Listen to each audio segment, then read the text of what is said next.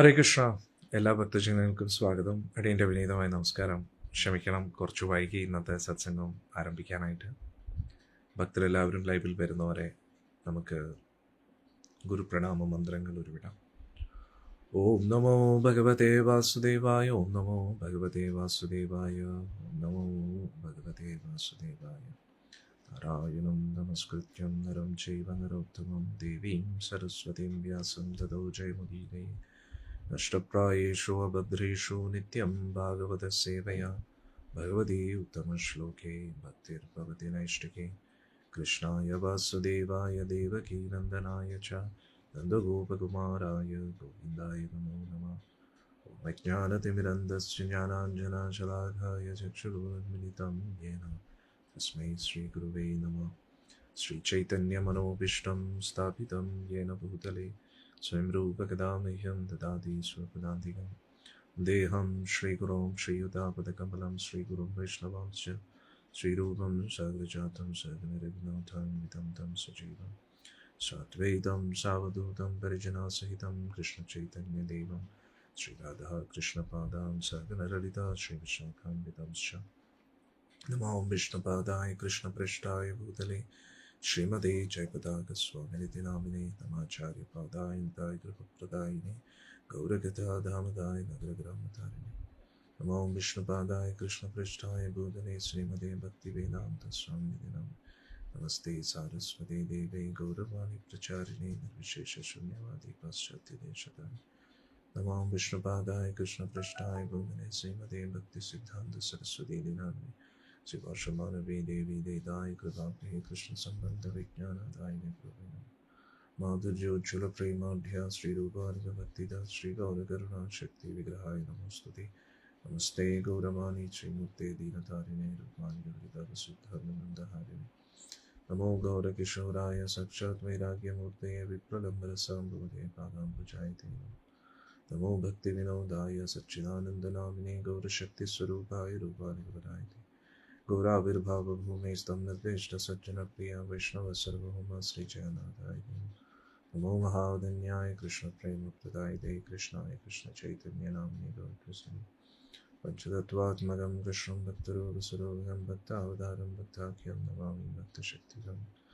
വഞ്ചാകൽപതരുഭ്യശ്ച കൃപാസിന്ധുഭ്യേവ ച പതിതാനാം പാവനേഭ്യോ വൈഷ്ണവേഭ്യോ നമോ നമഃ.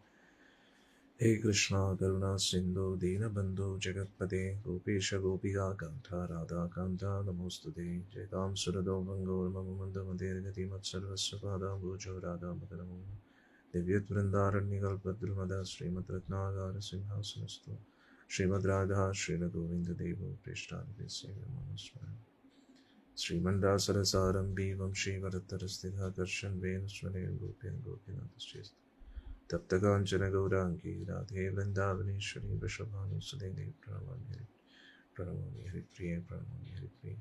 जय श्री कृष्ण चैतन्य प्रभु नित्यानंद श्री अद्वैत गदाधर श्रीवासादि गौरभक्तों. जय श्री कृष्ण चैतन्य प्रभु नित्यानंद श्री अद्वैत गदाधर श्रीवासादि गौरभक्तों. जय श्री कृष्ण चैतन्य प्रभु नित्यानंद श्री अद्वैत गदाधर श्रीवासादि गौरभक्तों. हरे कृष्ण कृष्ण कृष्ण हरे हरे हरे राम राम राम हरे हरे कृष्ण कृष्ण कृष्ण हरे हरे राम राम हरे कृष्ण कृष्ण कृष्ण हरे हरे राम राम हरे. मूकं करोति वाचालं पङ्गुं लङ्घयति गिरिं यत्कृपादमहं वन्दे श्रीगुरुं दीनतारिणं परमानन्दमाधवं ശ്രീചൈതന്യമീശ്വരം. ഹരി ഓം തത്സത്. നമുക്ക് ചർച്ച ആരംഭിക്കാം. ഇന്നലെ നാരദ മഹർഷിയുടെ നിർദ്ദേശപ്രകാരം രാവണൻ യമപുരിയിലേക്ക് പോവുകയാണ്. അവിടെ യമരാജനെ വെല്ലുവിളിക്കാനായിട്ട് പോവുകയാണ്. അവിടെ ചെന്നപ്പോൾ എന്താണ് നടന്നതെന്ന് നമുക്ക് നോക്കാം.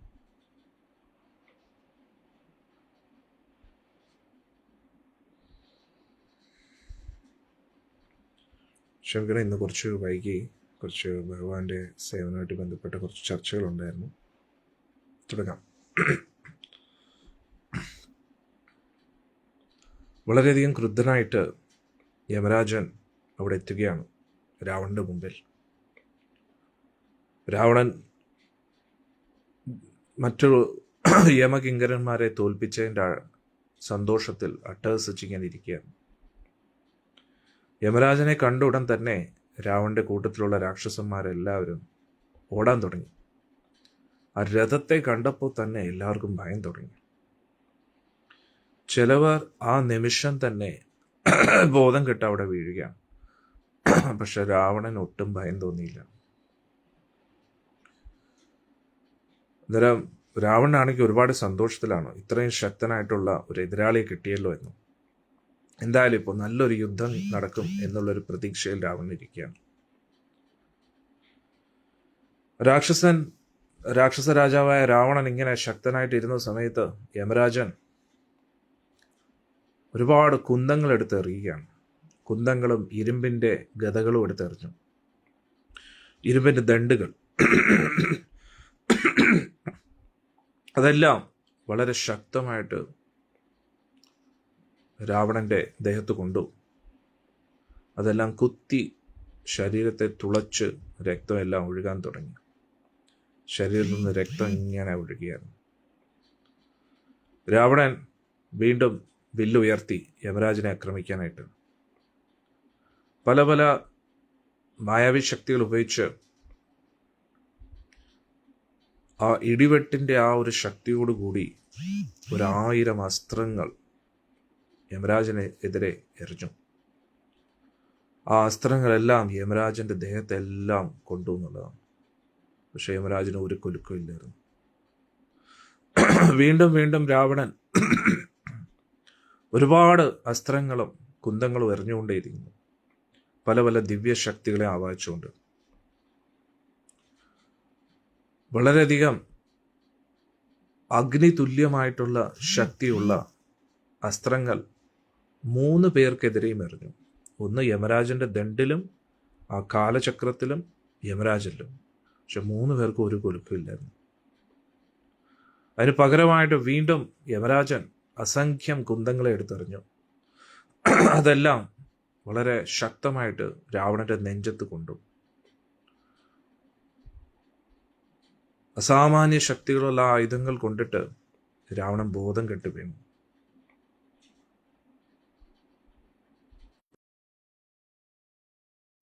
ആ യുദ്ധത്തിന്റെ നിയമ നിബന്ധനകൾ അനുസരിച്ച്, ധർമ്മം അനുസരിച്ച് ബോധം കെട്ട വ്യക്തി ആക്രമിക്കാൻ പാടില്ല. അതുകൊണ്ട് യമരാജൻ ആക്രമിക്കുന്നത് തുടർന്നില്ല. കുറച്ചു കഴിഞ്ഞപ്പോൾ രാവണന് സ്വബോധം തിരിച്ചു കിട്ടി. യമരാജൻ ഇപ്പോഴും മുന്നിൽ നിൽക്കുന്നതായിട്ട് കണ്ടു. ഉടൻ തന്നെ രാവണൻ അടുത്ത എന്ത് നീക്കമാണ് ചെയ്യേണ്ടത് ഇങ്ങനെ ചിന്തിക്കുകയാണ്. പൊതുവെ ഒരു യുദ്ധവും ഇത്രയും നീണ്ടുപോയിട്ടില്ല. രാവണൻ എങ്ങനെയൊക്കെയോ തിരിച്ച് റെഡിയായതിനു ശേഷം രാവണന്റെ വില്ല് പൂർണ്ണ ശക്തി ഉപയോഗിച്ച് വളച്ചു. എന്നിട്ട് ദിവ്യാസ്ത്രങ്ങൾ, ഒരുപാട് അസംഖ്യം ദിവ്യാസ്ത്രങ്ങൾ എറിയാൻ തുടങ്ങി. അതെല്ലാം ആകാശത്ത് നിറഞ്ഞു നിന്നു. നല്ല വിഷമുള്ള ചീറ്റി വരുന്ന സർപ്പങ്ങളെ പോലെ അത് യമരാജനെതിരെ വന്നു. ആ അസ്ത്രങ്ങളെല്ലാം തുളച്ച് യമരാജന്റെ ദേഹത്ത് നിന്ന് രക്തം ഒഴുകാൻ തുടങ്ങി. യമരാജന് ഒരുപാട് ദേഷ്യം വന്നു. യമരാജൻ വാ തുറന്ന് അലറിയപ്പോൾ യമരാജന്റെ വായിൽ നിന്നെല്ലാം തീ വരാൻ തുടങ്ങി. ആ തീയിൽ നിന്നും അവിടെയെല്ലാം ചുറ്റുപാടും എല്ലാം കത്താൻ തുടങ്ങി. ഇരുട്ടത്ത് നിന്നും സൂര്യൻ ഉദിച്ചതുപോലെ തോന്നി. അത്രയ്ക്ക് പ്രകാശ വലയം അവിടെ എല്ലാവർക്കും കാണാൻ പറ്റുമായിരുന്നു.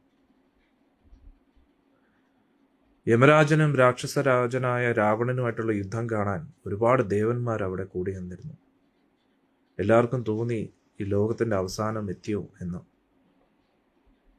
യമരാജന്റെ ഈ ക്രോധം ബ്രഹ്മാണ്ടത്തെ മുഴുവൻ നശിപ്പിക്കുമോ എന്ന് ഒരവസ്ഥയിലേക്ക് എത്തി. രാവണൻ തുടർച്ചയായിട്ട് ഒരുപാട് ശക്തമായിട്ടുള്ള ആയുധങ്ങൾ 3 പേർക്കെതിരെയും, അതായത് യമരാജന്റെ ആയുധമായ യമദണ്ഡിലും പിന്നെ യമരാജനെ സഹായിക്കുന്ന കാലശക്തിയും പിന്നെ യമരാജൻ സ്വയം, ഇവർ 3 പേരിലേക്കും എറിഞ്ഞെന്നുള്ളൂ. അപ്പോ മരണം വ്യക്തിരൂപത്തിൽ. രാവണന്റെ ഈ പ്രവൃത്തികളെല്ലാം കണ്ട് ദേഷ്യപ്പെട്ടു. എന്നിട്ട് യമരാജനോട് പറയുന്നു, സ്വാമി, ഇനി കൂടുതൽ അങ്ങ് കഷ്ടപ്പെടേണ്ട. ഞാൻ ഈ രാക്ഷസനെ നേരിടാം, ഉടൻ തന്നെ അവനെ കൊല്ലാം. ഇതിനു മുമ്പേ ആർക്കും എന്നെ കീഴ്പ്പെടുത്താൻ കഴിഞ്ഞിട്ടില്ല. എല്ലാ ദേവന്മാരും ഋഷിമാരും അസുരന്മാരും എല്ലാവരും മരണത്തിൻ്റെ മുമ്പിൽ കീഴടങ്ങിയേ പറ്റൂ. അതുകൊണ്ട് എല്ലാ ജീവജാലങ്ങളും എൻ്റെ മുമ്പിൽ കീഴടങ്ങിയേ പറ്റൂ, ഇതിലൊരു സംശയമില്ല. അതുകൊണ്ട് ഇനി അങ്ങ് ഒരുപാട് ബുദ്ധിമുട്ടണമെന്നില്ല, ഈ നീചനെ എനിക്ക് വിട്ടുതരുമെന്ന് പറഞ്ഞു. യമരാജനാണെങ്കിൽ രാവണന്റെ ഈ മണ്ടത്തരങ്ങളും ധാർഷ്ട്യവും കണ്ടിട്ട് ഒരുപാട് ദേഷ്യം വന്നു. ഈ മരണം വ്യക്തിരൂപത്തിൽ ഇങ്ങനെ യമരാജനോട് പറഞ്ഞപ്പോൾ അത് യമരാജന് ഒരു അപമാനമായിട്ട് തോന്നി. യമരാജൻ പറഞ്ഞു, മരണത്തിനോട് മാറി നിൽക്കാൻ പറഞ്ഞു. കാരണം ഞാൻ സ്വയം ഇവനെ കൊല്ലുന്നതായിരിക്കും എന്ന് യമരാജൻ പറയുകയാണ്. എന്നിട്ട് ഒരു ഗദ ഉയർത്തി രാവണനെ നോക്കി. ആ ഗദ ഉയർത്തിയപ്പം തന്നെ അതിൽ നിന്ന് വലിയ തീഗോളങ്ങൾ പറക്കാൻ തുടങ്ങി.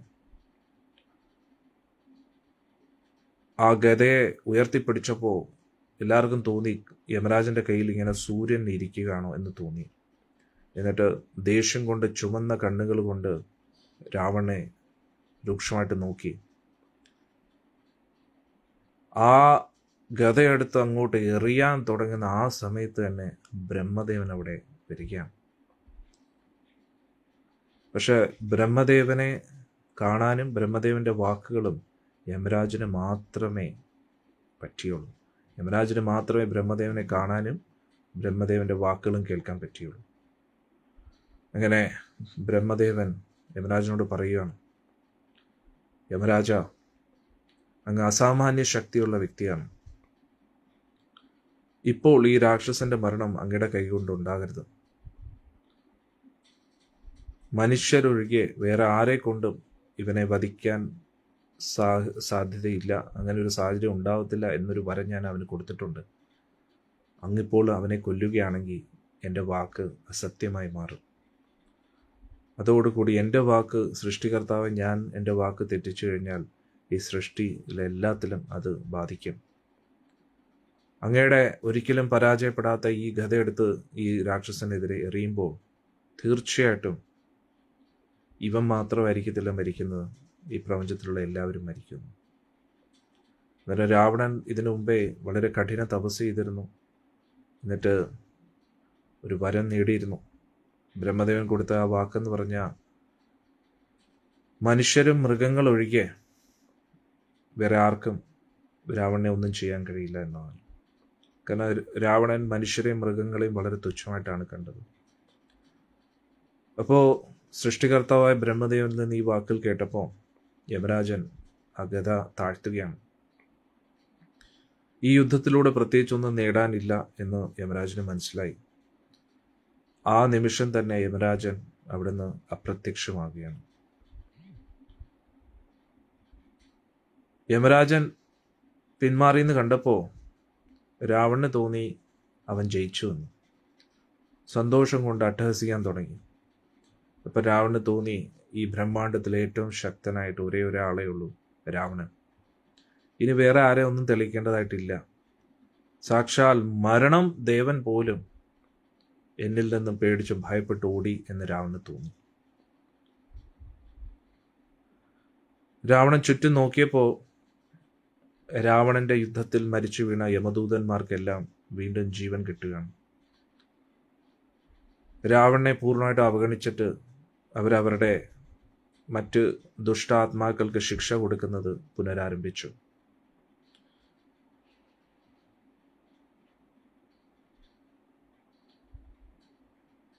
അപ്പോൾ രാവണന് തോന്നി, എന്തായാലും എൻ്റെ സാമർഥ്യം തെളിയിച്ചു കഴിഞ്ഞു, ഞാൻ ആഗ്രഹിച്ച പോലെ എല്ലാ കാര്യങ്ങളും നടന്നു, ഇനി ലങ്കയിലേക്ക് പോകാൻ സമയമായി. അങ്ങനെ വീണ്ടും പുഷ്പവിമാനത്തിൽ കയറി സമ്പൂർണ്ണ രാക്ഷസ സൈന്യം കൊണ്ട് നേരെ വടക്ക് ദിശയിലേക്ക് പോയി. അങ്ങനെ ലങ്കയിലേക്ക് എത്തുകയാണ്. ഹരേ കൃഷ്ണ. എങ്ങനെയുണ്ടായിരുന്നു ഇതുവരെയുള്ള ഭാഗം? ഇനി നമുക്ക് അയോധ്യയിലേക്ക് പോകാം. എല്ലാവരും തയ്യാറാണോ അയോധ്യയിലേക്ക് പോകാൻ? അയോധ്യയിൽ അതിസുന്ദരമായിട്ടുള്ളൊരു കൊട്ടാരത്തിൽ ദശരഥ മഹാരാജാവ് ആ കൊട്ടാരത്തിൻ്റെ ആ ഒരു ബാൽക്കണി ഭാഗത്ത് വന്ന് ഇങ്ങനെ ഇരിക്കുകയാണ്, ഒരുപാട് വിഷമിച്ച്. അതീവ സുന്ദരനാണ്, പക്ഷെ എന്തൊക്കെയോ ടെൻഷനിലായിരുന്നു ദശരഥ മഹാരാജ്. അദ്ദേഹം ചുറ്റുമുള്ള കാഴ്ചകളൊക്കെ ഇങ്ങനെ നോക്കിക്കൊണ്ടിരിക്കുകയാണ്.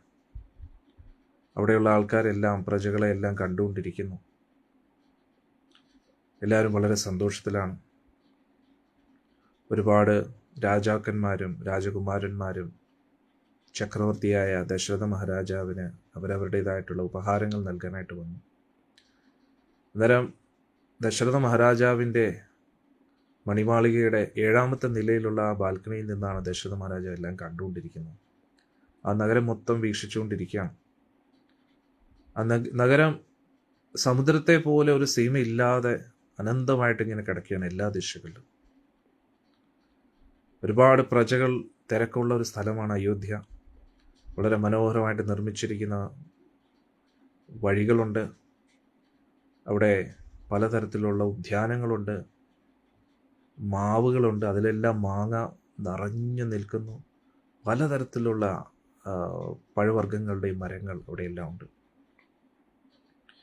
അതിൻ്റെ പ്രധാന രാജവീതി ചുവന്ന കല്ലുകൊണ്ട് നിർമ്മിച്ചിരിക്കുകയാണ്. ചുവന്ന കല്ലിൻ്റെ റോഡാണ് ഇവിടെയുള്ളത്. ടാർ റോഡല്ല, ചുവന്ന കല്ലിൻ്റെ. അത് മൊത്തത്തിൽ ഏകദേശം 150 കിലോമീറ്റർ നീളത്തിലാണ് ആ രാജവീതി. അത്രയും വലിയ നഗരമാണ്. അന്നേരം 150 കിലോമീറ്റർ ഓളം ആ രാജവീതി ഉണ്ടായിരുന്നു.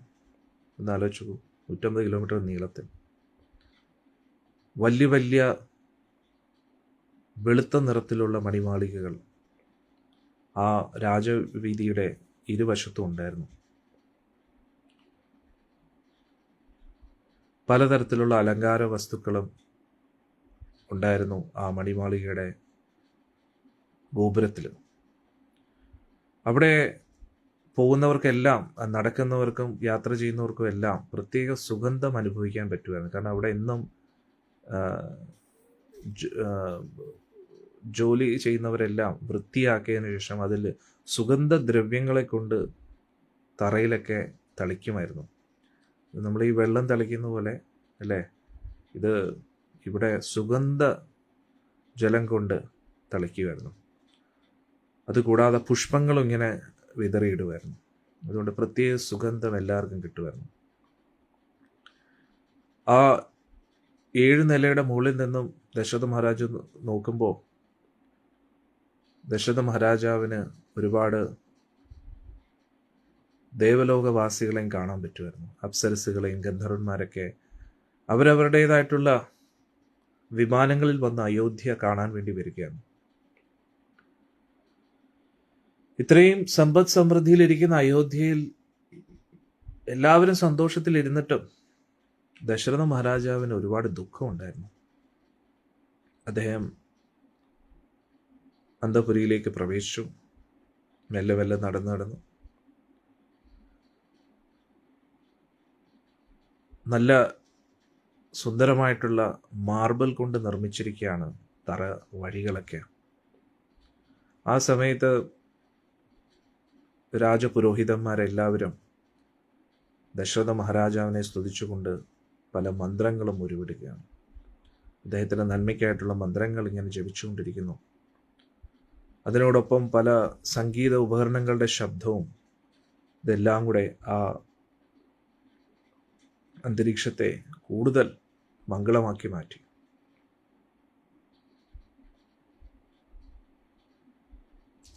പക്ഷെ ഇതൊന്നും പൊതുവെ ആരുടെ ദുഃഖിതരായിട്ടിരിക്കുന്നവരെയും ഈ ഒരു മന്ത്രശബ്ദങ്ങളൊക്കെ കേൾക്കുമ്പോൾ, ഈ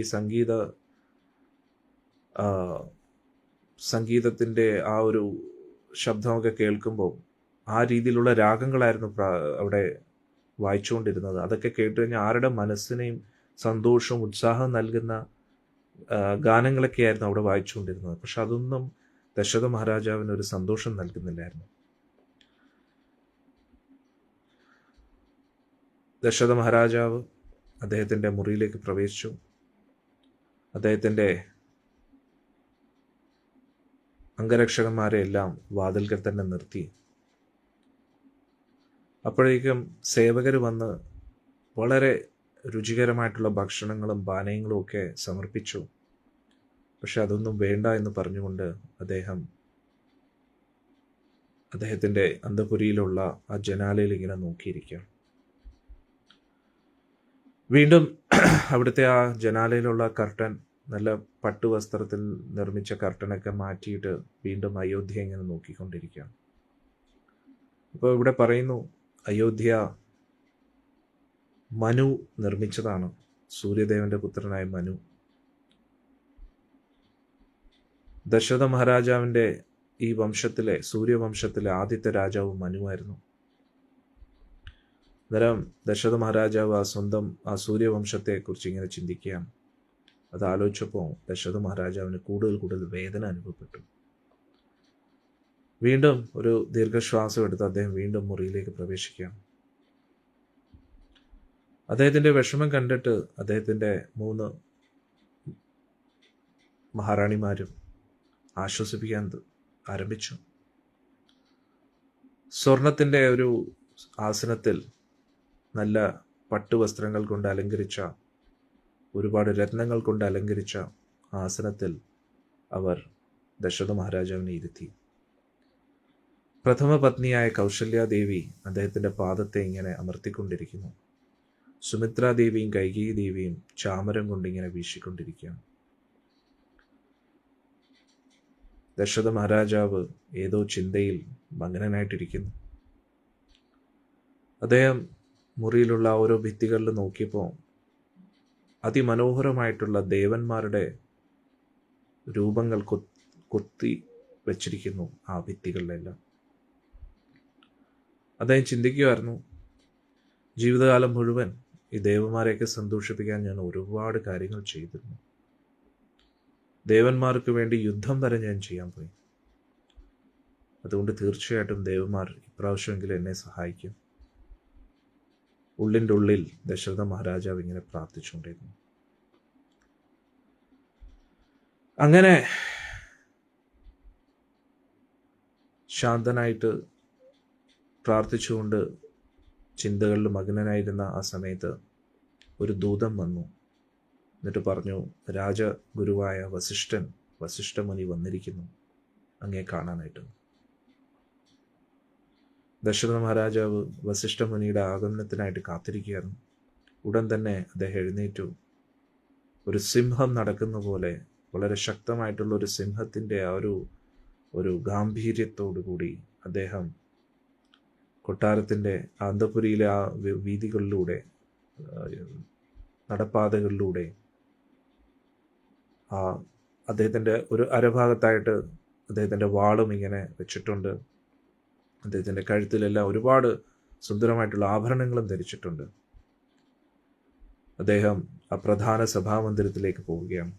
അപ്പോൾ തന്നെ അദ്ദേഹത്തിൻ്റെ അകമ്പടിയായിട്ട് മറ്റു മന്ത്രിമാരും കൂടി. അദ്ദേഹത്തിൻ്റെ കൂട്ടത്തിലുള്ള ഓരോ മന്ത്രിമാരും മഹാശക്തന്മാരായിരുന്നു, മഹായോദ്ധാക്കളായിരുന്നു. അവരെല്ലാം മഹാപണ്ഡിതന്മാരായിരുന്നു, മഹാബുദ്ധിശാലികളായിരുന്നു. അതുകൊണ്ട് ദശരഥ മഹാരാജാവിന് പ്രത്യേകിച്ച് ഓരോ കാര്യത്തിലും ഇടപെടേണ്ട ആവശ്യമില്ല. അവരുടെ ഇത്രയും നല്ല മന്ത്രിമാരായതുകൊണ്ട് എല്ലാ കാര്യങ്ങളും വളരെ ഭംഗിയായിട്ട് നടക്കുകയായിരുന്നു. പ്രജകളിൽ ആർക്കും തൊഴിലവസരങ്ങളില്ലാത്ത ഒരാൾ പോലും ഇല്ല. ഒരു കുറ്റകൃത്യം ചെയ്യുന്ന ഒരാൾ പോലും അവിടെ ഇല്ല. അഥവാ ആരെങ്കിലും അങ്ങനെ ഉണ്ടെങ്കിൽ അവരെ തക്കതായിട്ടുള്ള ശിക്ഷയും അവർക്ക് ലഭിച്ചിരിക്കുന്നു. മന്ത്രിമാരെല്ലാം ദശരഥ മഹാരാജാവിൻ്റെ വിശ്വസ്ത സേവകരായിരുന്നു.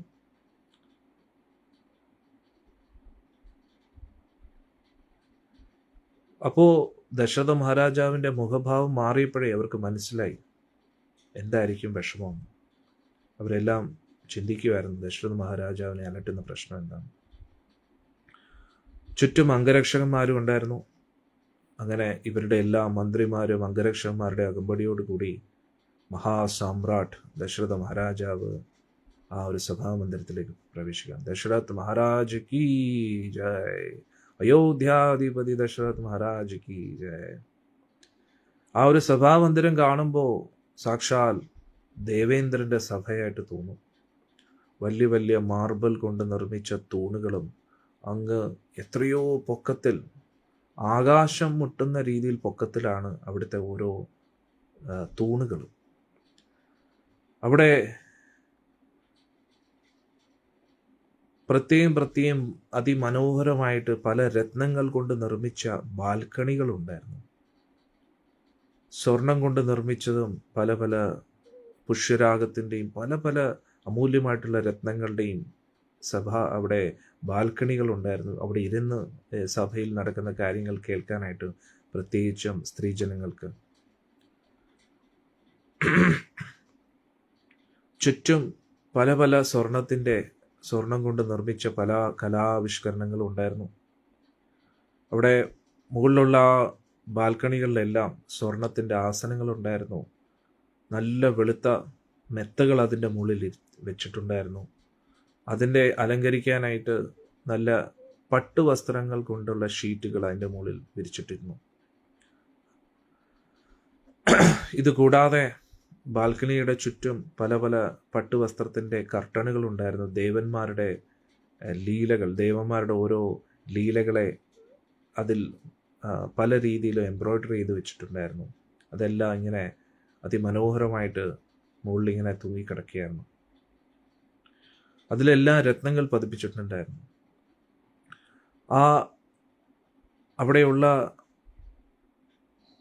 ആ സഭാമന്ദിരത്തിൽ ഒരു പ്രത്യേക സുഗന്ധം എല്ലാവർക്കും അനുഭവിക്കാൻ പറ്റുമായിരുന്നു. ആ രീതിയിലുള്ള സുഗന്ധദ്രവ്യങ്ങൾ അവിടെ വിതറിയിരുന്നു. ആ സഭാമന്ദിരത്തിൻ്റെ മധ്യത്തിലായിട്ട് ഒരുപാട് പുരോഹിതന്മാർ തുടർച്ചയായിട്ട് പുരാണങ്ങളിൽ നിന്നുള്ള ശുഭമന്ത്രങ്ങൾ, ദേവന്മാരുടെ സാന്നിധ്യത്തെ ആവാഹിക്കുന്ന മന്ത്രങ്ങൾ അവിടെ ജപിച്ചുകൊണ്ടേയിരുന്നു. വലിയ കൊട്ടു ഉപകരണങ്ങളൊക്കെ ദശരഥ മഹാരാജാവിൻ്റെ പ്രചോദനത്തിനായിട്ട് ഇങ്ങനെ കൊട്ടിക്കൊണ്ടേയിരുന്നു. എല്ലാവരും പറഞ്ഞു, ദശരഥ മഹാരാജ കീ ജയ്, മഹാസാമ്രാടായ അയോധ്യാധിപതി ദശരഥ മഹാരാജ് കീ ജയ്, ഇങ്ങനെ എല്ലാവരും പറഞ്ഞുകൊണ്ടിരുന്നു. അപ്പോൾ ഇത്രയും സമ്പദ് സമൃദ്ധിയോടുകൂടി ദശരഥ മഹാരാജാവ് വരുന്നത് കാണാൻ തന്നെ വലിയൊരു ഭംഗിയായിരുന്നു. എല്ലാവർക്കും സാക്ഷാൽ ദേവേന്ദ്രൻ മുന്നിൽ വരുന്ന പോലെ തോന്നും. അവിടെ സഭയ മന്ദിരത്തിൽ ഏറ്റവും ഉയർന്ന, ഏറ്റവും വലിയ സിംഹാസനത്തിൽ സ്വർണം കൊണ്ട് നിർമ്മിച്ചിരിക്കുന്ന ഒരുപാട് അമൂല്യമായിട്ടുള്ള കോടാനുകോടി വിലമതിക്കുന്ന രത്നങ്ങളെ കൊണ്ട് അലങ്കരിച്ചിരിക്കുന്ന ആ സിംഹാസനത്തിൽ സാമ്രാട്ട് ദശരഥ് മഹാരാജ് ഇരിക്കുകയാണ്.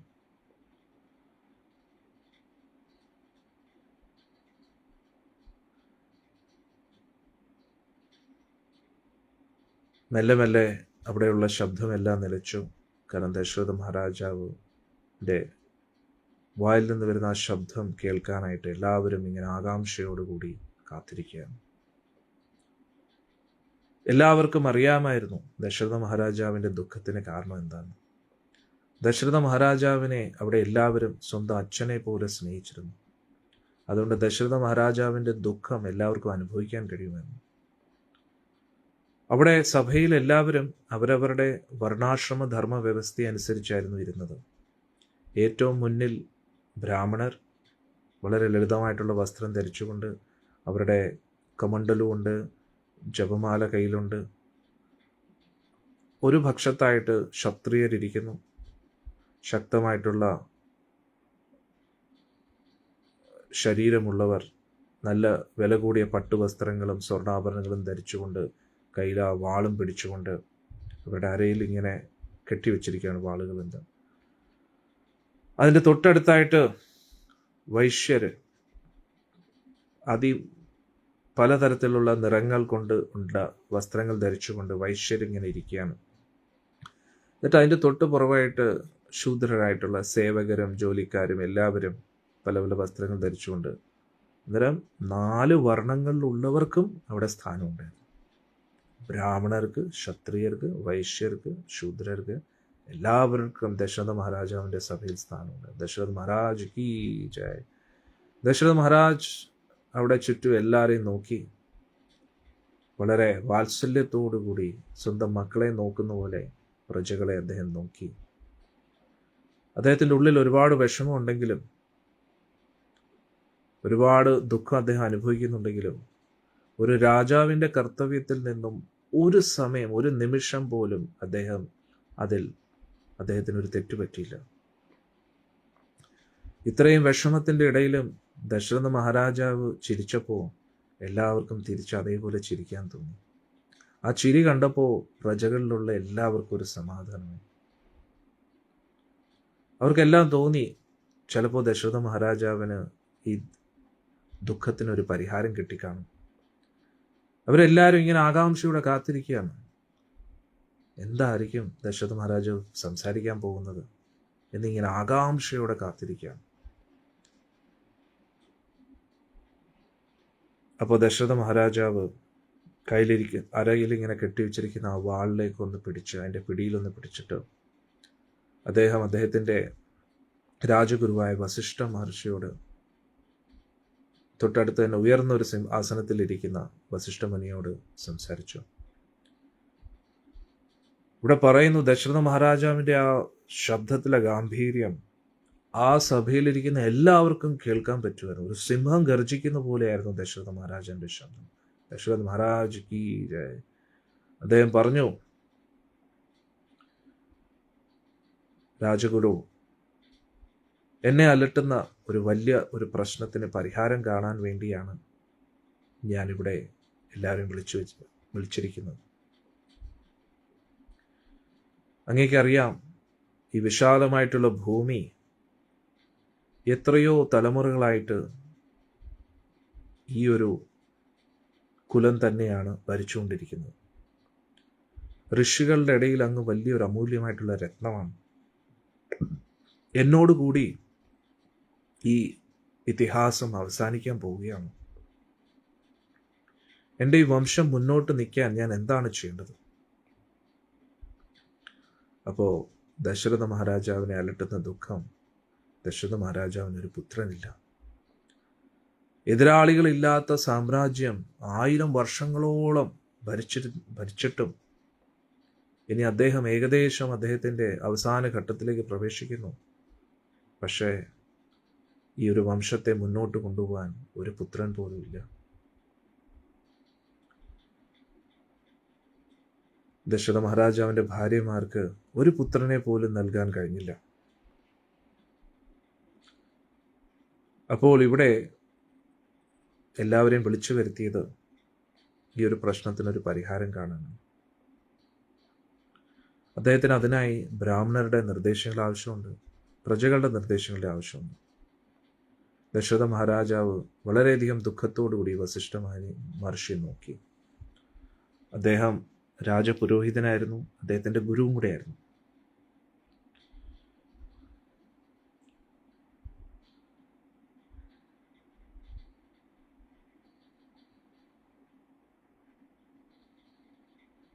അപ്പോൾ ദശരഥ മഹാരാജ് വസിഷ്ഠ മുനിയോട് പറഞ്ഞു, യോഗ്യനായിട്ടുള്ള ഒരു പിൻഗാമിയെ കിട്ടാതെ എനിക്ക് എങ്ങനെയാണ് വനവാസത്തിന് വേണ്ടി പോകാൻ കഴിയുക? വസിഷ്ഠ മഹർഷിക്ക് ചുറ്റും ഒരുപാട് ബ്രഹ്മർഷികൾ ഉണ്ടായിരുന്നു. അദ്ദേഹത്തിൻ്റെ ദണ്ടിങ്ങനെ പിടിച്ചുകൊണ്ട് ദശരഥ മഹാരാജ് പറയുന്ന എല്ലാം കേൾക്കുകയാണ്. അപ്പോഴേക്കും സൂര്യൻ ഇങ്ങനെ ഉദിച്ചു വരികയാണ്. ആ സൂര്യപ്രകാശം സഭാമന്ദിരത്തിലേക്ക് പ്രവേശിക്കുകയാണ്. ആ സമയത്ത് ദശരഥ മഹാരാജാവിൻ്റെ ശിരസിൽ ഒരു പ്രത്യേക തിളക്കം സൂര്യപ്രകാശം കൊണ്ട് വരികയാണ്. വസിഷ്ഠമുനിയാണെങ്കിൽ സ്വന്തം ആധ്യാത്മിക സിദ്ധികളാൽ അതീവ പ്രതാപശാലിയായിട്ടും തേജസ്വിയായിട്ടും കാണപ്പെട്ടു. രണ്ടാമതൊരു സൂര്യനെ പോലെ ഇരിക്കുകയാണ് വസിഷ്ഠമുനി. അദ്ദേഹം പറഞ്ഞു, ചക്രവർത്തി സമ്രാട്ട്, എനിക്കൊരു സംശയമില്ല, അങ്ങക്ക് തീർച്ചയായിട്ടും മഹാശക്തനായിട്ടുള്ള ഒരു മകൻ അങ്ങയുടെ പിൻഗാമിയായിട്ട് അങ്ങേക്ക് ലഭിക്കുന്നതായിരിക്കും. ഇത് അധികം കാലപ്പഴക്കമില്ല. കുറച്ച് നാളുകൾക്ക് മുമ്പേ സാക്ഷാൽ മരണത്തെ പോലും ജയിച്ച സനത് കുമാര ഋഷികളിൽ നിന്ന് ഞാൻ കേട്ടതാണ്.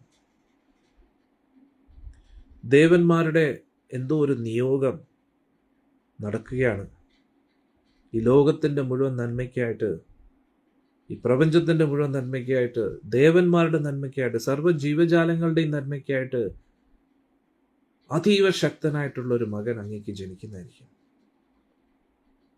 അന്നേരം അതിനെക്കുറിച്ച് പറയുന്ന എന്താ സംഭവിച്ചതെന്ന്, വസിഷ്ഠമുനി ഇത്രയും സമ്പദ് സമൃദ്ധമായിട്ടുള്ള സാമ്രാജ്യത്തിൽ അവിടെയല്ല വസിഷ്ഠമുനി കഴിയുന്നത്.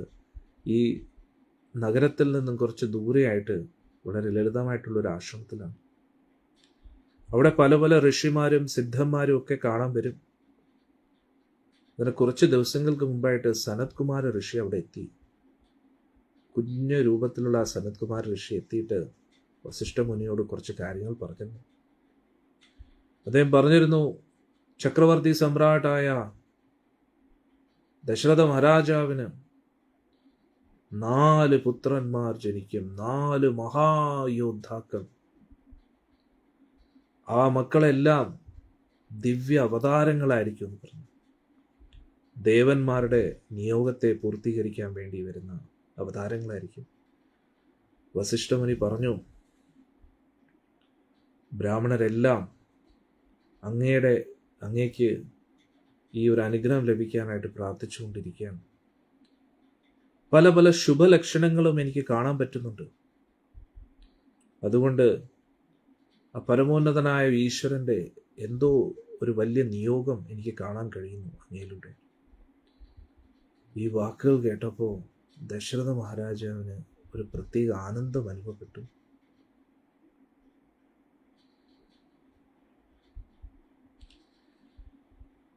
ഇതിനു മുമ്പേ ഉണ്ടായിരുന്ന സൂര്യവംശത്തിൽ ഉണ്ടായിരുന്ന രാജാക്കന്മാരെ പോലെ തന്നെ ദശരഥ മഹാരാജാവ് ധർമാനുസൃതമായിട്ട് രാജ്യഭരണമൊക്കെ ഏറ്റെടുത്തിരുന്നു. എല്ലാവരും ടൈപ്പ് ചെയ്യും, വസിഷ്ഠ മഹർഷിക്ക് ജയ. അദ്ദേഹത്തിൻ്റെ വളരെ മനോഹരമായിട്ടുള്ള ആ ഒരു ഭരണത്തിൻ്റെ കീഴിൽ എല്ലായിടത്തും സമ്പദ് സമൃദ്ധിയും ശാന്തിയും സമാധാനവും ഉണ്ടായിരുന്നു. അദ്ദേഹം ഒരിക്കലും പ്രജകളുടെ താൽക്കാലിക സുഖങ്ങൾക്ക് വേണ്ടി മാത്രമല്ല പ്രവർത്തിച്ചത്, പക്ഷെ ആധ്യാത്മിക പുരോഗതിക്കും വേണ്ടി പ്രത്യേകം ശ്രദ്ധ പുലർത്തിയിരുന്നു. എല്ലാവരെയും പുണ്യപ്രവർത്തികൾ ചെയ്യാൻ പ്രേരണ നൽകുമായിരുന്നു, സത്യത്തിൽ ഉറച്ചു നിൽക്കാൻ പ്രേരണ നൽകുമായിരുന്നു. അവരെല്ലാം ജനന മരണ ചക്രത്തിൽ നിന്നും മോചനം നൽകാൻ വേണ്ടിയുള്ള മാർഗനിർദ്ദേശങ്ങൾ, അതിനുവേണ്ടിയുള്ള നടപടികൾ ദശരഥ മഹാരാജാവ് എടുത്തിരുന്നു. പ്രജകളെ എല്ലാവരെയും സ്വന്തം കുട്ടികളായിട്ട് കണ്ടിരുന്നു ദശരഥ മഹാരാജാവ്. അതുകൊണ്ട് അദ്ദേഹത്തിന് വലിയ ആകാംക്ഷയായിരുന്നു.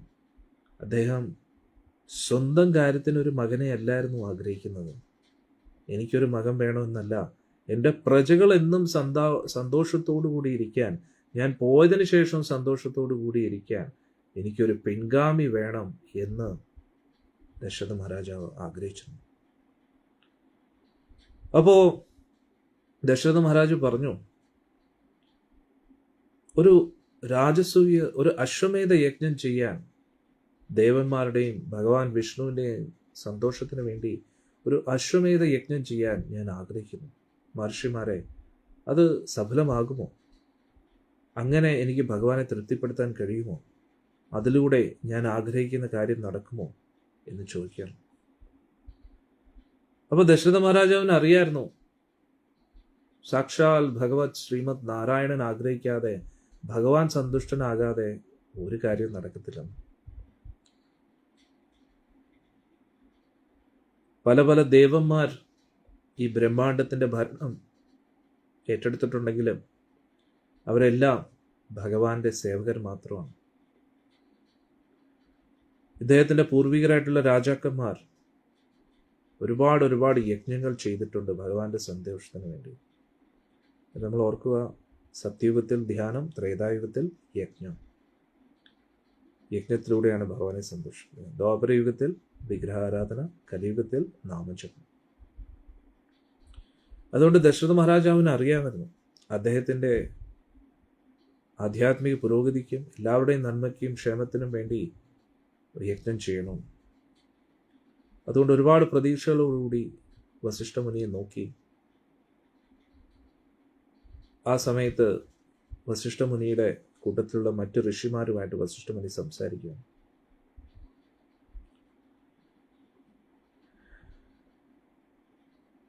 അങ്ങനെ അവരുമായിട്ടൊക്കെ ചർച്ച ചെയ്തിട്ട് വസിഷ്ഠമുനി ദശരഥ മഹാരാജനോട് പറയുകയാണ്,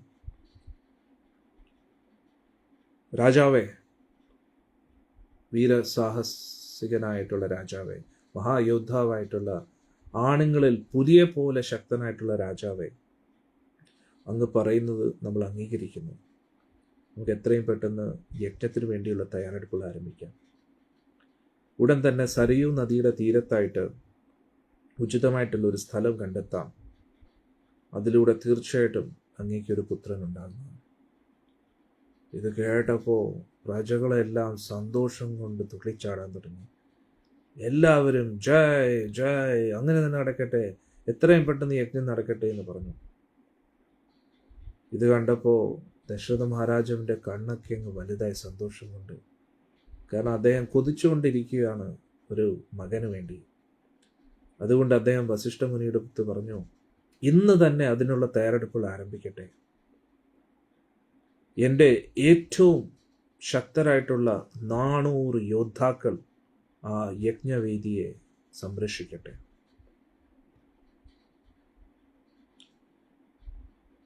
യജ്ഞത്തിന് മുമ്പായിട്ട് ആ അശ്വം ഈ ബ്രഹ്മാണ്ടം മൊത്തം ചുറ്റി യജ്ഞവേദിയിലേക്ക് തിരിച്ചെത്തട്ടെ.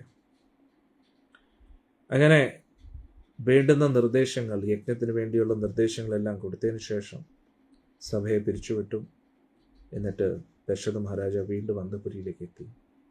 അദ്ദേഹത്തിൻ്റെ ഭാര്യമാരോടൊത്ത് അദ്ദേഹം ഭഗവാൻ ശ്രീമദ് നാരായണനെ, വിഷ്ണുവിനെ ആരാധിച്ചു, എല്ലാ ദേവന്മാരെ ആരാധിച്ചു.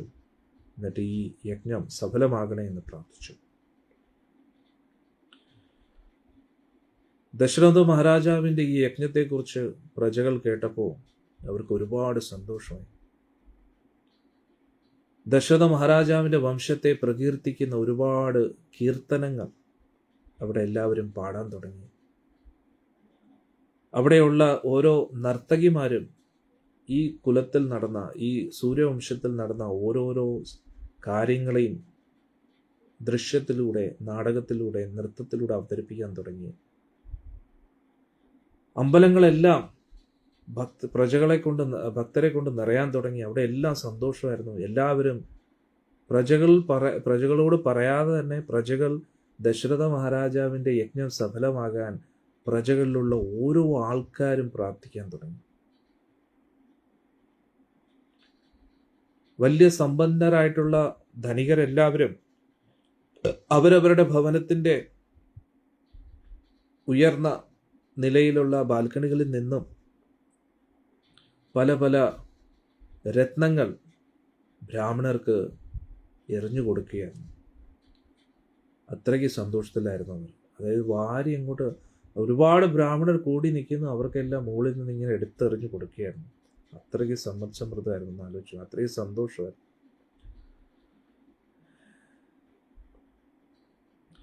അവിടെ എവിടെയൊക്കെ നോക്കിയാലും അവിടെയൊക്കെ സംഗീത ഉപകരണങ്ങളുടെ ശബ്ദം നമുക്ക് കേൾക്കാൻ പറ്റുമായിരുന്നു. ആ സംഗീതത്തിനോടൊപ്പം തന്നെ ബ്രാഹ്മണര് വേദമന്ത്രങ്ങൾ ഉരുവിട്ടുകൊണ്ടിരുന്നു. അവിടെയുള്ള എല്ലാ സ്ഥലത്തും ഓരോ മുക്കും മൂലയൊക്കെ അവിടെ പല പല തോരണങ്ങളെ കൊണ്ട് അലങ്കരിച്ചിരിക്കുന്നു. പല ധ്വജങ്ങളെ കൊണ്ടും പുഷ്പങ്ങൾ കൊണ്ടും എല്ലായിടത്തും അലങ്കരിച്ചിരിക്കുകയാണ്. അയോധ്യ ദേവന്മാർ സ്വയം നടത്തുന്ന ഏതോ ഉത്സവത്തെ പോലെ അലങ്കരിക്കപ്പെട്ടിരുന്നു. അവിടെയുള്ള പുരോഹിതന്മാർ യജ്ഞത്തിന് വേണ്ടിയുള്ള തയ്യാറെടുപ്പുകൾ ആരംഭിച്ചു. ഏറ്റവും ഉന്നത ഇനത്തിൽപ്പെട്ട ഒരു കുതിരയെ തിരഞ്ഞെടുത്തു. ഒരു തരത്തിലുള്ള പോരായ്മകളും ഇല്ലാത്ത, എന്നിട്ട് ആ കുതിരയുടെ ഇഷ്ടത്തിനനുസരിച്ച് കറങ്ങാൻ വിട്ടുകയാണ്.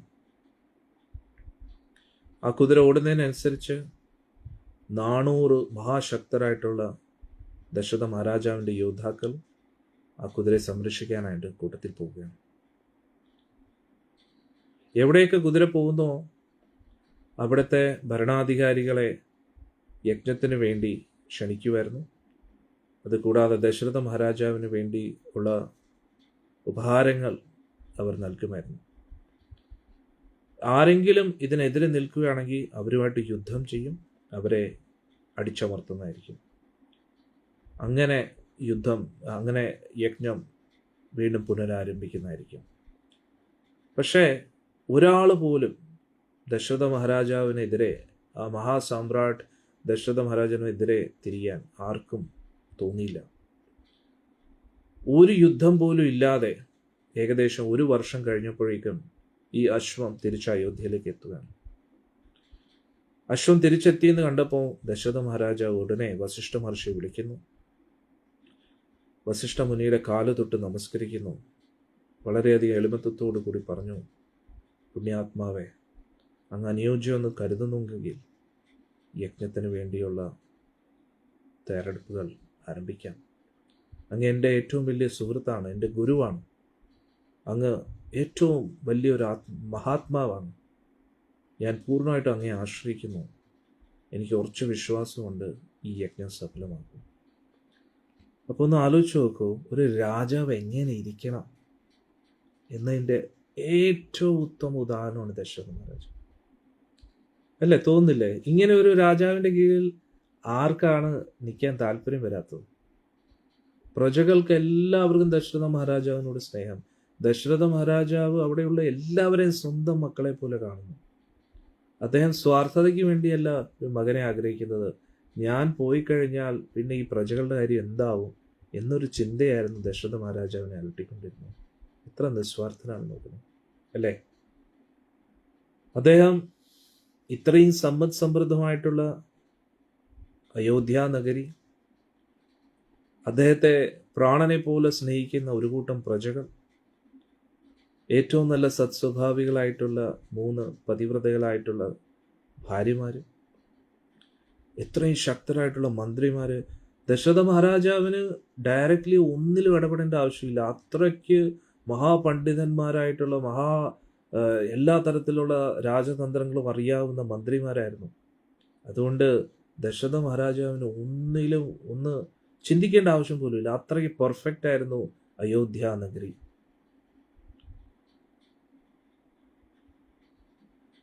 എന്നിട്ട് ഏറ്റവും ഉത്തമ ഗുരുവായ വസിഷ്ഠ മഹർഷി തന്നെയുണ്ട്. വസിഷ്ഠ മഹർഷി പറയുന്ന നിർദ്ദേശങ്ങൾ പ്രകാരം ഭരണം മുന്നോട്ട് കൊണ്ടുപോകാൻ ദശരഥ മഹാരാജ് തയ്യാറാണ്. ഇതാണ് ഒരു ഭരണാധികാരിക്ക് വേണ്ടത്, അല്ലേ? ആധികാരികമായിട്ടുള്ള ഒരു ഗുരുശിഷ്യ പരമ്പരയിലൂടെ ലഭിക്കുന്ന നിർദ്ദേശങ്ങൾ അനുസരിച്ച് രാജ്യം ഭരിക്കുന്നു.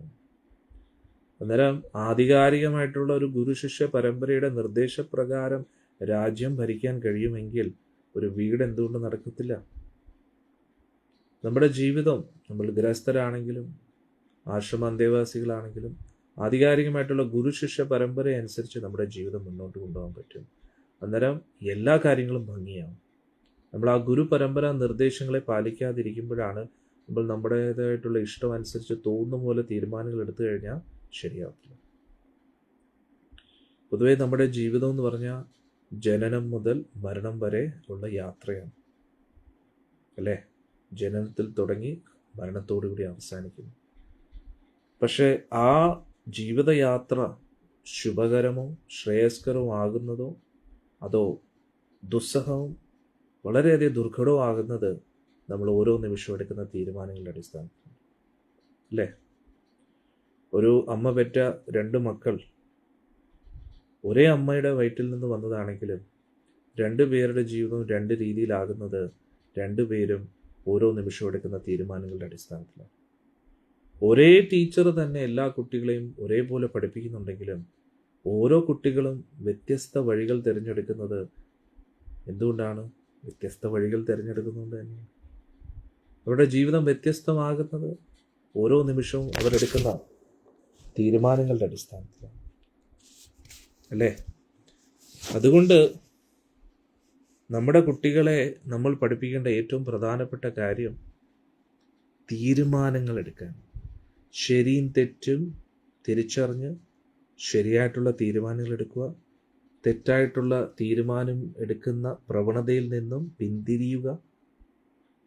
വിവേചന ബുദ്ധി, അതാണ് നമ്മുടെ കുട്ടികൾക്ക് വേണ്ടുന്നത്. നമ്മുടെ കുട്ടികൾക്ക് ആ വിവേചന ബുദ്ധി കിട്ടണമെങ്കിൽ നമുക്കും ആ വിവേചന ബുദ്ധി കിട്ടണം. ജീവിതം എന്ന് പറഞ്ഞാൽ വളരെ സിമ്പിളാണ്. നമ്മൾ നമ്മുടെ കുട്ടികളെയും പഠിപ്പിക്കുന്നതും നമ്മൾ സ്വയം കഷ്ടപ്പെട്ട് പഠിക്കുന്നതും പല പല കഴിവുകൾ നേടിയെടുക്കാനാണ്. ആ കഴിവുകളിലൂടെ പല പല നേട്ടങ്ങൾ നമ്മൾ കൊയ്യാൻ ആഗ്രഹിക്കുന്നു. എനിക്ക് ഈ കഴിവുണ്ട്, അന്നേരം ഈ കഴിവിലൂടെ ഈ കഴിവുകൾ മറ്റൊരാൾക്ക് ആവശ്യമുണ്ട്, അന്നേരം അവർക്ക് ആവശ്യമുണ്ടായതുകൊണ്ട് എനിക്ക് ആവശ്യമുള്ളത് അവരത് എനിക്ക് നൽകും. ഇതാണ് ഇന്നത്തെ ഒരു സിസ്റ്റം. എല്ലാവരും സ്കില്ല് ഉണ്ടാക്കിയെടുക്കാൻ നോക്കുകയാണ്. അതായത് ഈ ലോകത്തിൽ എല്ലാവർക്കും ആഗ്രഹമുള്ള, എല്ലാവരും കാണാൻ ആഗ്രഹിക്കുന്ന ആ കഴിവ് എന്നിൽ ഉണ്ടാക്കിയെടുക്കുക. അതിലൂടെ എന്തു പറ്റും? എല്ലാവരുടെയും ശ്രദ്ധ ആകർഷിപ്പിച്ചെടുക്കാം. അതിലൂടെ എനിക്ക് വേണ്ടുന്ന കാര്യങ്ങൾ മറ്റുള്ളവരിൽ നിന്ന് നേടിയെടുക്കുക എന്നതാണ് ഇന്നത്തെ ഒരു ജീവിത രീതി. മനസ്സിലാവുന്നുണ്ടോ? പക്ഷേ ഏറ്റവും പ്രധാനമായിട്ട് നമുക്ക് വേണ്ടുന്നത്, കഴിവുണ്ടാക്കുന്നതിൽ തെറ്റില്ല, കഴിവുണ്ടാക്കാൻ വേണ്ടി കഷ്ടപ്പെടാം. ഇന്ന് ഏറ്റവും കൂടുതൽ ആൾക്കാർ എന്താണോ ചെയ്യുന്നത്, എന്താണോ ആഗ്രഹിക്കുന്നത് എന്ന് മനസ്സിലാക്കി അവരുടെ ശ്രദ്ധ എന്നിലേക്ക് കേന്ദ്രീകരിപ്പിക്കാൻ വേണ്ടി അതേപോലെ എല്ലാ കാര്യങ്ങളും ചെയ്യുന്ന ഒരു പ്രവണതയാണ് ഇന്ന് നമുക്ക് കാണാൻ കഴിയുന്നത്, അല്ലേ? സത്യമല്ലേ? കമൻസിലിടൂ നിങ്ങളുടെ അഭിപ്രായം. മറ്റുള്ളവർ എന്ത് ചെയ്യുന്നു? ഓക്കെ, ഇത് ചെയ്താൽ എല്ലാവരുടെയും ശ്രദ്ധ എന്നിലേക്ക് കേന്ദ്രീകരിക്കാൻ പറ്റും. അപ്പോൾ എല്ലാവരുടെയും ശ്രദ്ധ കേന്ദ്രീകരിക്കുമ്പോൾ എന്ത് പറ്റും? ഞാൻ പറയുന്ന എല്ലാവരും സീരിയസ് ആയിട്ട് എടുക്കും. ഞാൻ പറയുന്നത് സീരിയസ് ആയിട്ട് എടുക്കുകയാണെങ്കിൽ എൻ്റെ ആഗ്രഹങ്ങൾ എന്തൊക്കെയാണോ അതൊക്കെ അവരിൽ നിന്ന് എനിക്ക് നേടിയെടുക്കാൻ പറ്റും. അത് കാശാണെങ്കിലും അധികാരമാണെങ്കിലും എല്ലാം അതിനനുസരിച്ചാണ് പോകുന്നത്. പക്ഷെ അതിന് പകരം നമ്മൾ എന്തായിരിക്കണം? അതിനു വേണ്ടി നമ്മൾ എന്തും ചെയ്യുന്നൊരവസ്ഥയാണ്. മറ്റുള്ളവരുടെ ശ്രദ്ധ നമ്മളിലേക്ക് ആകർഷിപ്പിക്കാൻ വേണ്ടി, നമുക്ക് കിട്ടുന്ന സുഖഭോഗങ്ങൾക്ക് വേണ്ടി ആരെയും എന്തും ചെയ്യാം എന്നുള്ള ഒരവസ്ഥയിലേക്കാണ്. അതിന് പകരം വിവേചന ബുദ്ധി ഉണ്ടായിരിക്കുന്നു. താൽക്കാലിക നേട്ടങ്ങളാണോ ഇമ്പോർട്ടൻ്റ്, അതോ ശാശ്വതമായിട്ടുള്ള എന്നെന്നും നമ്മളും ജനങ്ങളും ഓർക്കുന്ന രീതിയിലുള്ള ഒരു ജീവിതമാണോ നമ്മൾ ആഗ്രഹിക്കുന്നത്? അതോ ഇന്നത്തെ ഈ കാര്യങ്ങൾ മാത്രമേ നമ്മൾ ചിന്തിക്കുന്നുള്ളൂ? ഇത് വളരെ ഇമ്പോർട്ടൻ്റ് ആണ്. അതായത് ഈ ഒരു വിവേചന ബുദ്ധി നമുക്ക് കിട്ടണമെങ്കിൽ നമുക്ക് ആധികാരികമായിട്ടുള്ള ഒരു ഗുരുശിഷ്യ പരമ്പരയിലൂടെ നമ്മുടെ ജീവിതത്തിൽ തീരുമാനങ്ങൾ എടുക്കണം. തോന്നുന്ന പോലെ ചിന്തിക്കുകയും പ്രവർത്തിക്കുകയും സംസാരിക്കുകയും ചെയ്യുന്നവർ അവരുടെ ജീവിതം തോന്നുന്ന പോലെ ആയിപ്പോകും. അവർക്ക് പോലും അറിഞ്ഞുകൂടാ അവരുടെ ജീവിതത്തിൽ മുന്നോട്ട് എന്തൊക്കെയാണ് നടക്കാൻ പോകുന്നത്. അതുകൊണ്ട് എപ്പോഴും ടെൻഷനും ആൻസൈറ്റിയും നടക്കും. ഒരാൾക്ക് ടെൻഷൻ എപ്പോഴാണ് വരുന്നത്?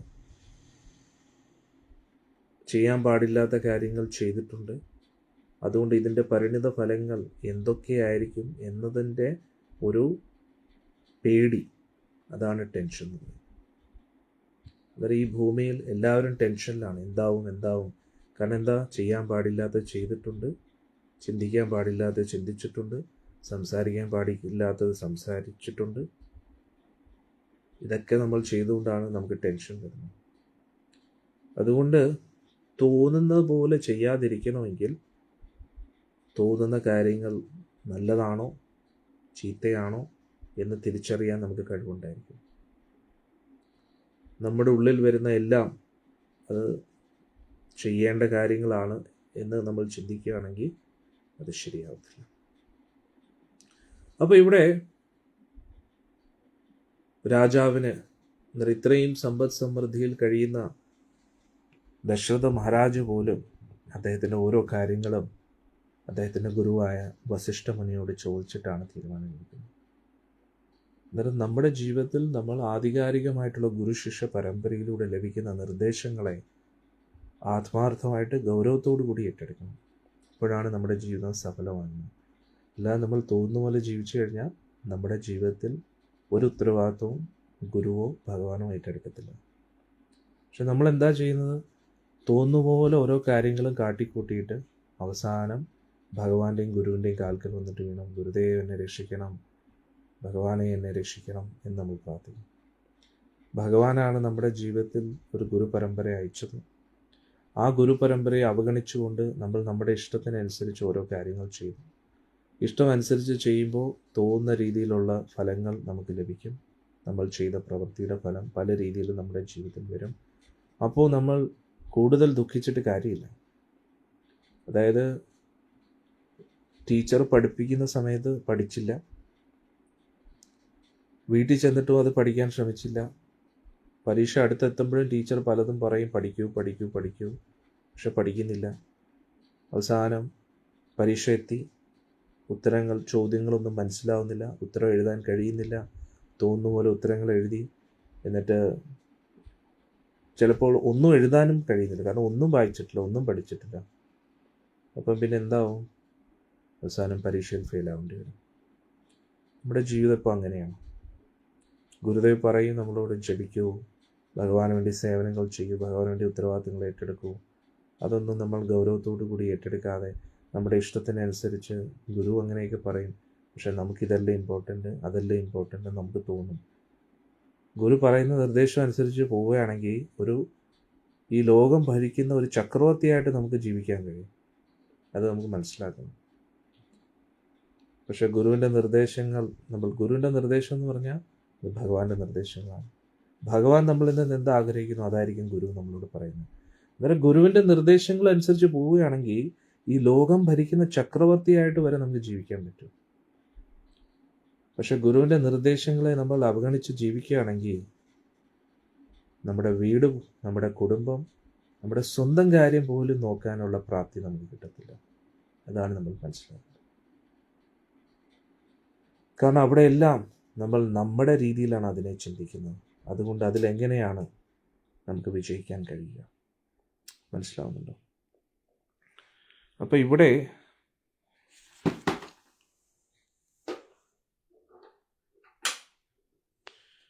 നോക്കിക്കഴിഞ്ഞാൽ വസിഷ്ഠ മുനി ഇത്രയും സമൃദ്ധമായിട്ടുള്ള രാജ്യമുണ്ടായിട്ടും വസിഷ്ഠ മുനി അവിടെയല്ല താമസിക്കുന്നത്. വളരെ ലളിതമായിട്ടുള്ള ജീവിതമാണ് നയിക്കുന്നത്.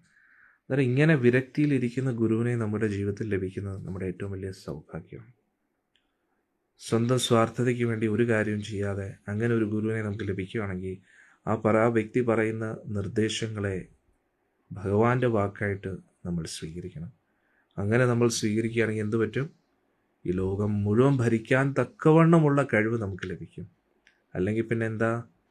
സ്വന്തം കാര്യം പോലും നോക്കാൻ നമ്മൾ ഒരുപാട് കഷ്ടപ്പെടേണ്ടി വരും. അതാണ് ഇന്നത്തെ സത്സംഗത്തിൽ നമ്മൾ മനസ്സിലാക്കുന്നത്. ക്ഷമിക്കണം, ഇന്ന് കുറച്ച് ലേറ്റായി. നമ്മൾ മാക്സിമം ഇന്ന് ഉച്ചയ്ക്ക് സത്സംഗം എടുക്കാൻ ശ്രമിക്കാം. അഥവാ ഇല്ലെങ്കിൽ 2 മണിക്ക് എന്തായാലും നിങ്ങൾ ഗ്രൂപ്പിലൊന്ന് ശ്രദ്ധിക്കണം. അഥവാ സത്സംഗം ഉണ്ടെങ്കിൽ ഒരു മെസ്സേജ് വരുന്നതായിരിക്കും കേട്ടോ. അപ്പോൾ ഭഗവാന്റെ ഒരു കീർത്തനം കേട്ടിട്ട് നമുക്ക് ഇന്നത്തെ സത്സംഗം അവസാനിപ്പിക്കാം.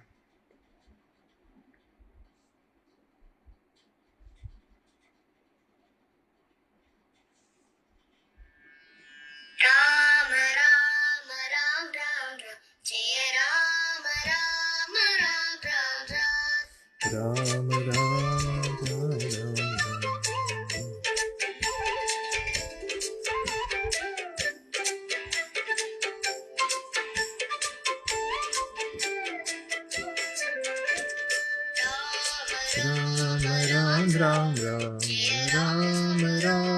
Ram Ram Ram Ram Ram Ram Ram Ram Ram Ram Ram Ram Ram Ram Ram Jai Ram Ram Ram Ram Ram. Type here, let us.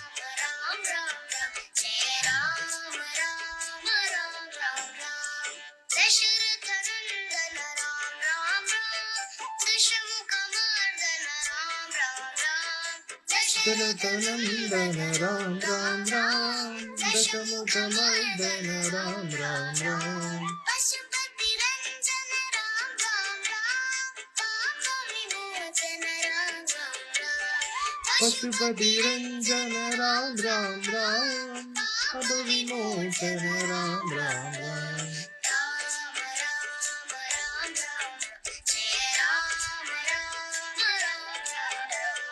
Ram Ram Ram Ram Ram Jai Ram Ram Ram Ram Ram. എങ്ങനെയുണ്ട്? കൊള്ളാല്ലേ? കൊച്ചുകുട്ടികളാ പാടുന്നത്.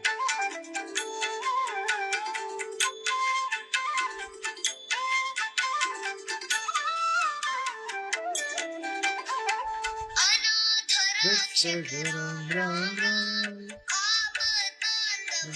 Ram Ram. Another Ram Ram Ram. Avat Bandhava Ram Ram Ram.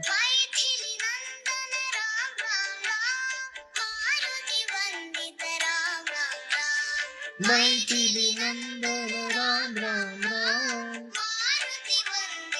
Ram Ram Ram. Ram Ram Ram Ram Ram. Ram Ram Ram Ram Ram. Ram Ram Ram Ram Ram. Ram Ram Ram Ram Ram. Ram Ram Ram Ram. Ram Ram Ram Ram Ram. Ram Ram Ram Ram. Ram Ram Ram Ram. Dasharathanandana Ram Ram Ram.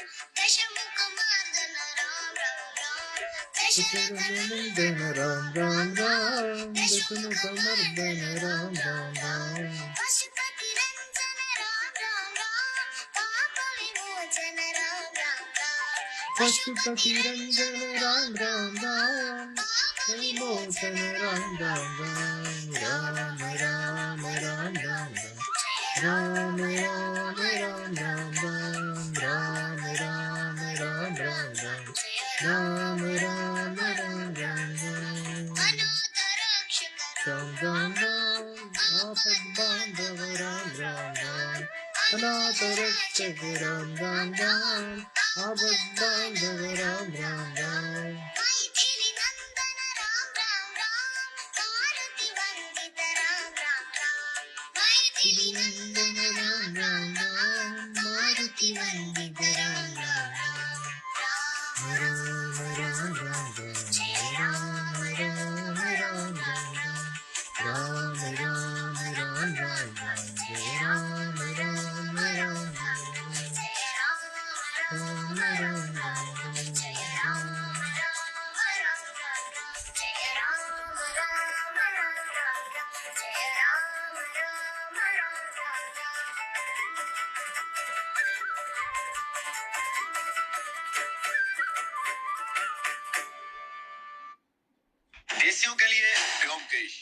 കൊള്ളായിരുന്നല്ലേ?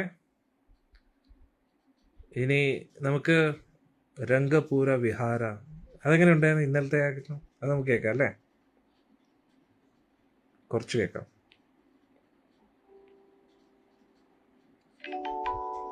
Pachai മാമല പോൽ, പച്ച പർവ്വതം പോലെ ഇങ്ങനെ ഇരിക്കുന്നു ഭഗവാൻ.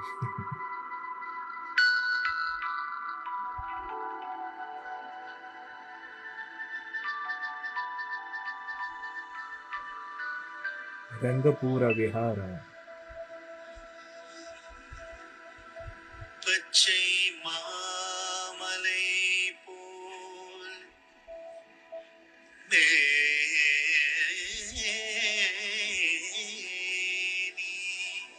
പച്ചൈ മാമല പോൽ മേനി പവഴമായി കമലച്ചെങ്കൾ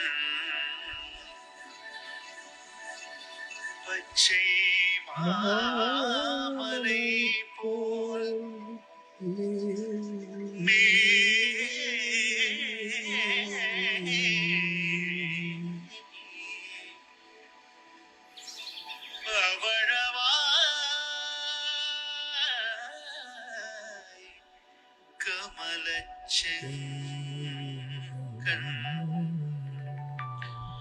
അച്യുത അമരരേ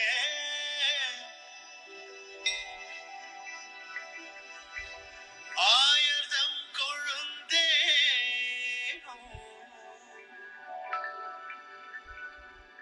இச்சுவை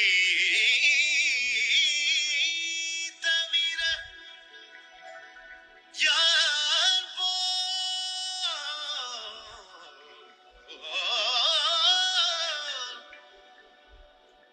இந்திர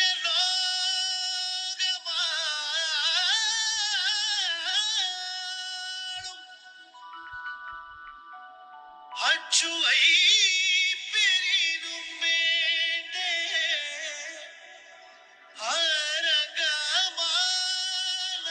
அரங்கமாநகருளானே அரங்கமா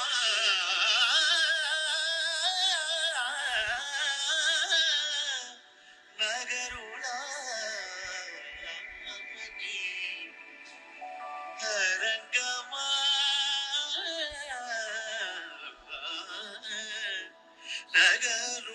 நகருளானே Ranga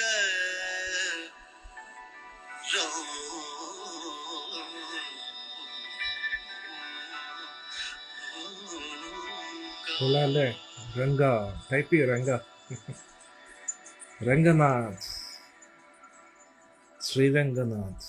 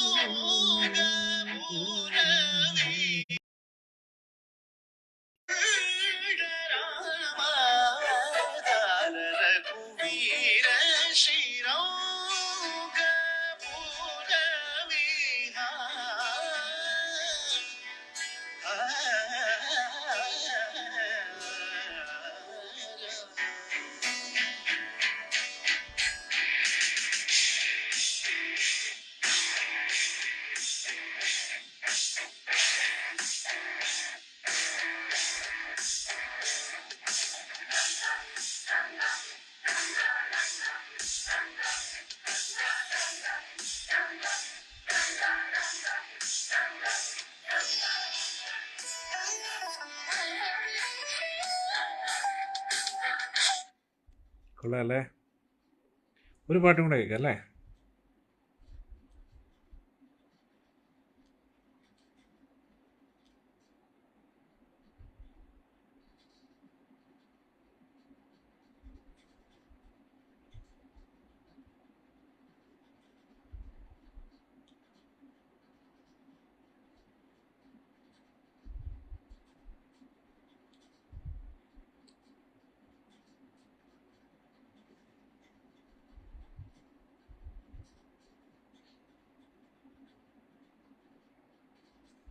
abroad MBBS പഠിക്കുന്നത്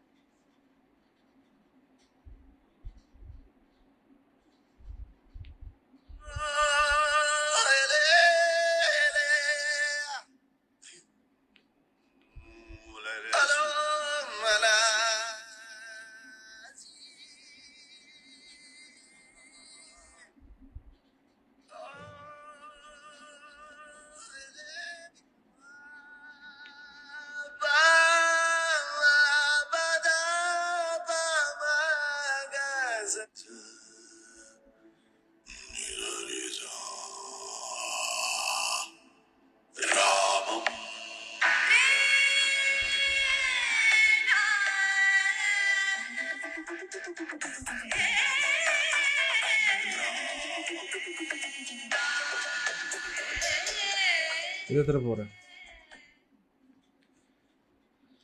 ഓക്കെ നമുക്ക് മറ്റ് ഇന്നലെ കേട്ട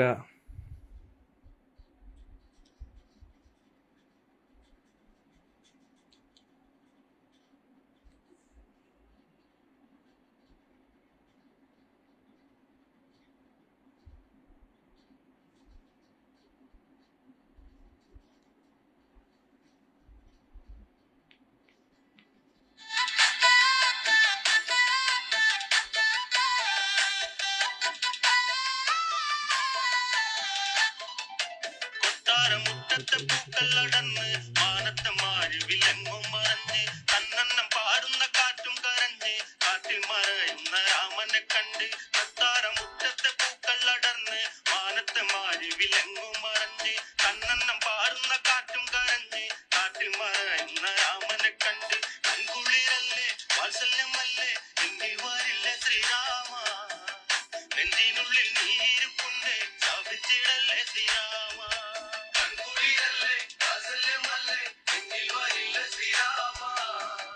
നെഞ്ചിനുള്ളിൽ നീരിപ്പുണ്ട് ശാപിച്ചിടല്ലേ ശ്രീരാമ പാതുകങ്ങൾ പൂജിച്ചു വാഴുന്ന ശ്രീവരദാ സംഗമേശ കാക്കണം ഞങ്ങളെ കാലകാലം വരെ പാതുകങ്ങൾ പൂജിച്ചു വാഴുന്ന ശ്രീവരദാ സംഗമേശ കാക്കണം ഞങ്ങളെ കാലകാലം വരെ കൺകുളിരല്ലേ വാത്സല്യമല്ലേ എന്നിൽ വരില്ല ശ്രീരാമ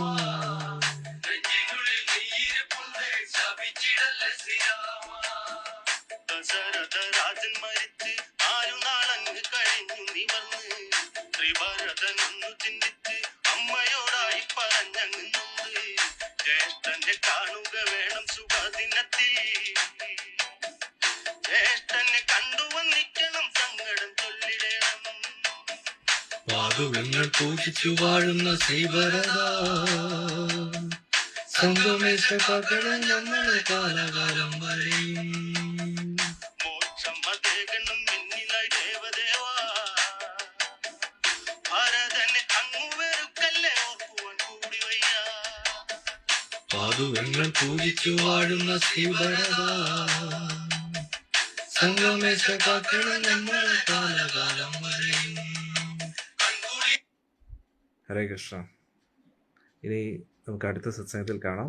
ഉച്ചയ്ക്ക് 2 മണിക്ക് ഞാൻ മാക്സിമം വരാൻ ശ്രമിക്കാം കേട്ടോ. ഭഗവാൻ അനുവദിക്കുകയാണെങ്കിൽ നമുക്ക് രാമായണം ഉച്ചയ്ക്ക് 2 മണിക്ക് തുടരാം. പിന്നെ വൈകുന്നേരത്തെ 2 മണിക്ക് കേട്ടോ. മിക്കവാറും 2 മണിക്ക് കാണും. അഥവാ 2 മണിക്ക് ഉണ്ടെങ്കിൽ എന്തായാലും ഗ്രൂപ്പിലൊരു മെസ്സേജ് വരും. ഒരുപാട് നന്ദി. എല്ലാവർക്കും രാമായണം ഇഷ്ടപ്പെടുന്നു എന്ന് വിചാരിക്കുന്നു. കൂടുതൽ പേരിലേക്ക് എത്തിക്കാൻ, ഈ സന്ദേശം എത്തിക്കാൻ അടിയനെ സഹായിക്കുക. നിങ്ങൾക്ക് രാമായണത്തിൽ നിന്ന് മനസ്സിലായ കാര്യങ്ങൾ അത് കമൻസിലിടുക. അത് നിങ്ങളുടെ ജീവിതത്തിൽ ആചരിക്കാൻ ശ്രമിക്കുക. ഹരേ കൃഷ്ണ. നമുക്ക് അടുത്ത സത്സംഗത്തിൽ കാണാം. ഹരേ കൃഷ്ണ. ജയ് ശ്രീരാം. ശ്രീരാമചന്ദ്ര ഭഗവാൻ की जय, सीता मैया की जय, लक्ष्मण भरत शत्रुघ्न स्वामी की जय, हनुमत स्वामी की जय, प्रभुपाद जी की जय, गुरु महाराज की जय.